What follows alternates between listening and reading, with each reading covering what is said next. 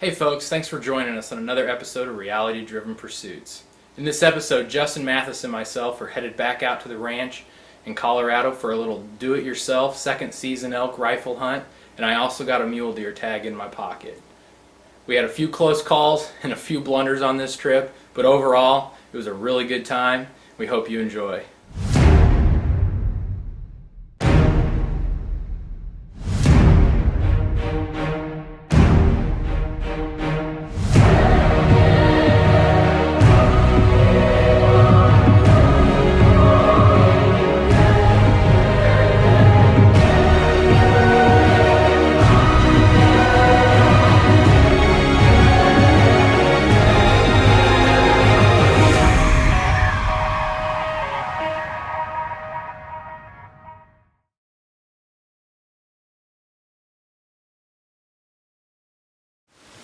Well, it's day one of the second rifle season here in Colorado. We've heard numerous shots from around us, one on the neighbor's property, a couple over on the national forest. Saw probably 20 or so elk last night. Haven't seen or heard anything this morning, but we're just trying to move real quietly through these aspens here and get up on this knob above us and see what we can see.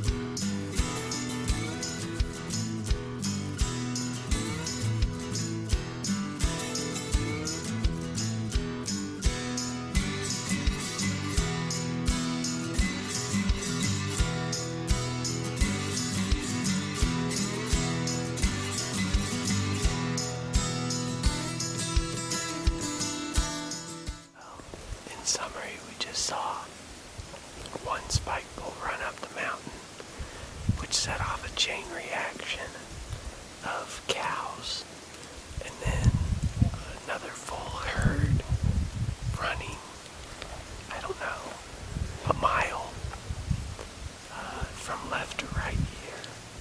I'm really not sure if we caused all this or if they're being pushed by other hunters, but we couldn't even tell what bulls were what bulls. At that point, there was so much going on. So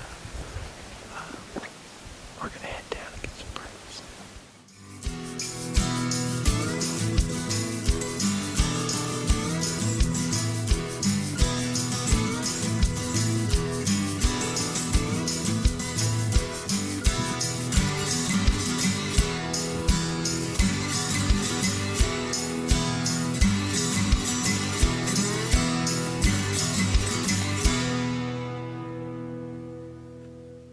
Well, on the first morning of our hunt, we had a really close encounter with a small 5x5 bull. I was running the camera and Justin was hunting, and Justin had decided to pass and hold out for a bigger bull, and I decided I wasn't going to be so picky. So we tried to switch cameras real quick, but these elk were so close to us that we just didn't really have a chance of pulling that off, and in the process we ended up spooking them. I couldn't really get a good shot, so we just had to let them go and hope that we were going to have another encounter like that soon. No,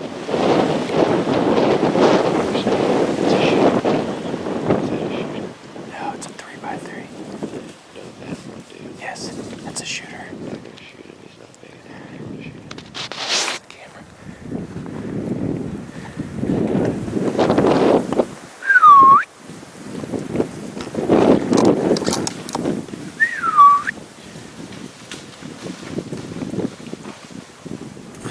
Well, that was a surprise. Justin and I just came back over the other side of this draw. I just looked up in 15 yards. There was a nice 4x3 standing there. We just got him on camera, and probably another 15 of them came below us. Then we saw a real nice 5x5 just come around the corner. I told Justin I'd go ahead and take him, but as we were trying to switch over the cameras and stuff, they were just moving too fast to get a shot, so they just kind of moved down here below us. And we're just going to let them settle in, and we still got a lot of days to hunt here, so but super exciting for your first morning out. That was amazing.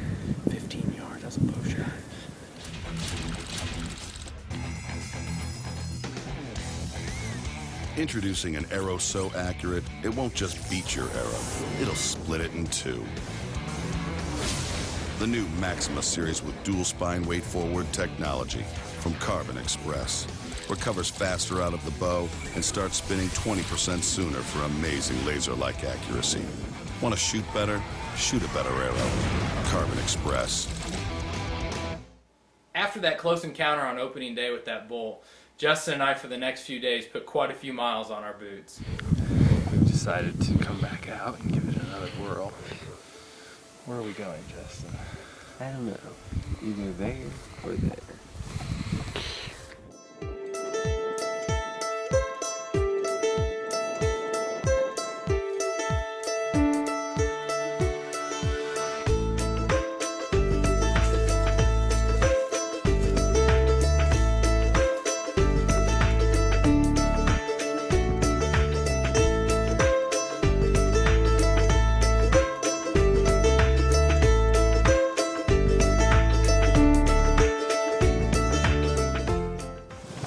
If you are not in shape, these mountains will eat you alive.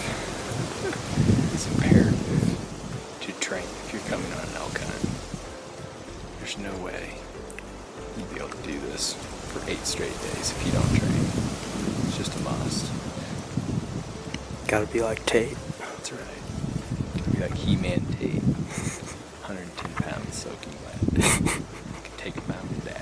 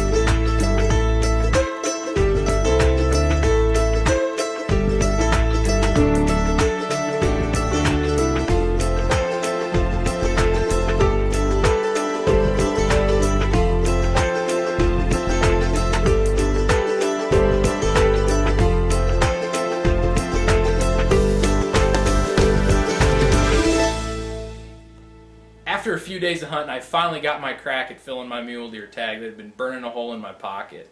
We had seen a few little mule deer bucks, but nothing of the caliber that I wanted to take home. And we just happened to be sitting on top of this mountain one morning about 9 a.m., glassing some elk, and this doe had come running right up the draw, followed by a real nice 3x3 buck that Justin had been getting on trail camera all summer. Justin knew that that was a really good buck to take, so I settled in for my shot.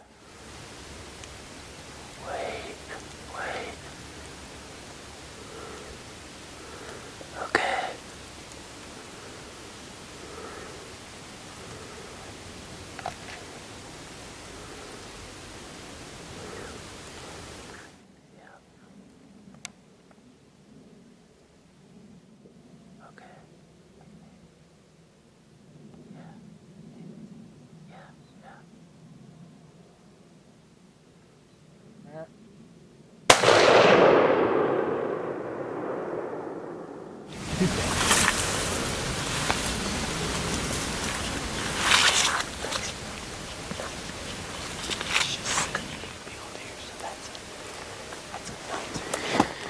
Did he have a kicker coming off or anything?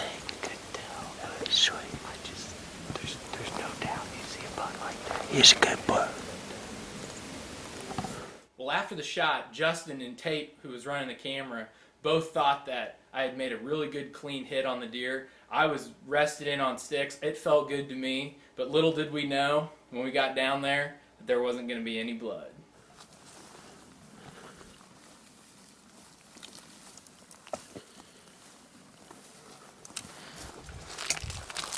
I think he was closer over here. I kind of lost where you're sitting. It was right there. It was right in here somewhere.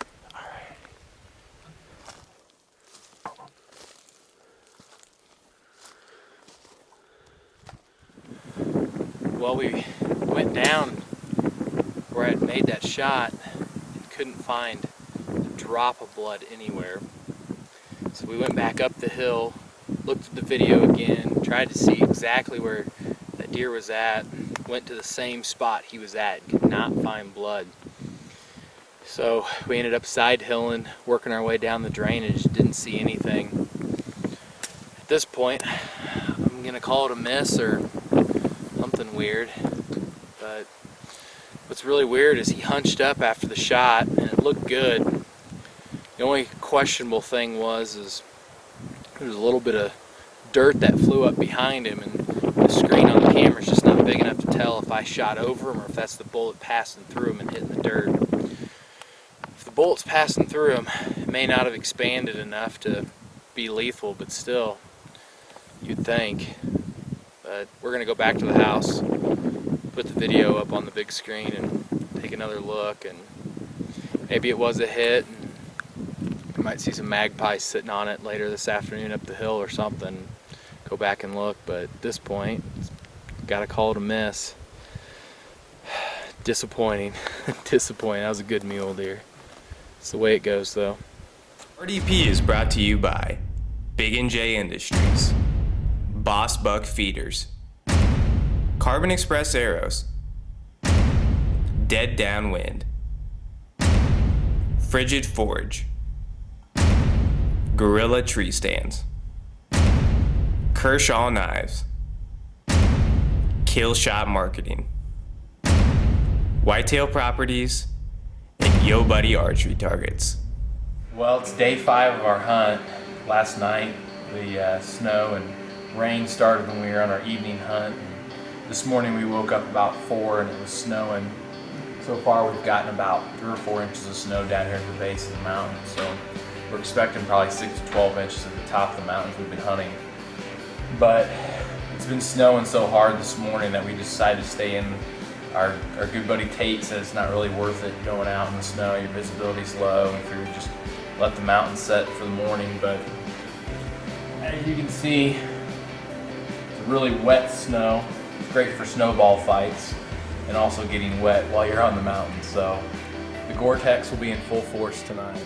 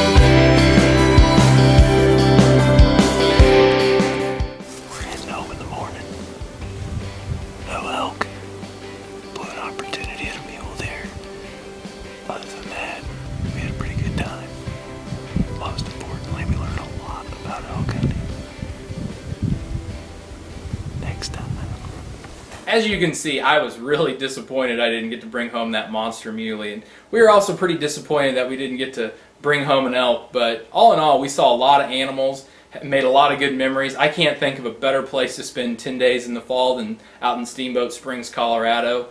The ranch we were hunting on is a beautiful place. I always cherish my time spent out there, and definitely look forward to more hunts in the future out there.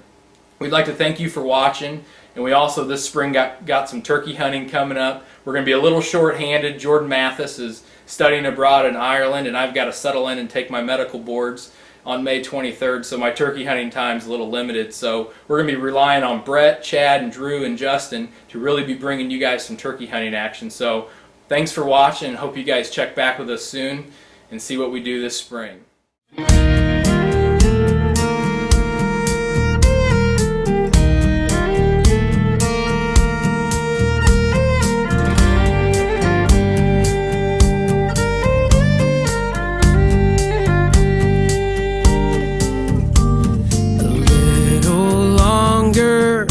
Baby, stay with me a little longer. I just want your touch again. Feel your body giving in. It's pulling at me, my desire to make you happy. I wanna feel your touch again.